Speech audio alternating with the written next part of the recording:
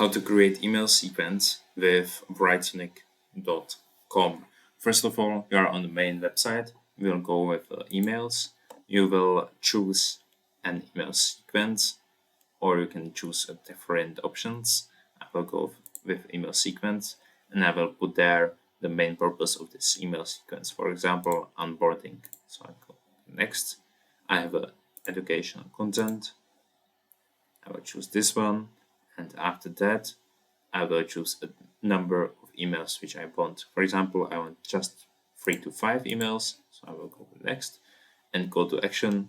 I would go with schedule demo and generate, and Writesonic will write me down everything for whole email sequence with different emails, with a subject, with everything written down in them.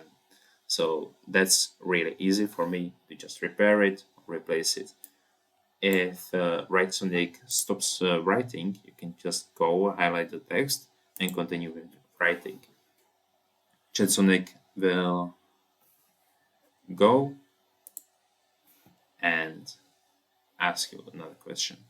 So if like this, Writesonic will write you whole email sequence which you need for your email newsletter or, for example, reporting purpose. That's it for this video. See you in the next one.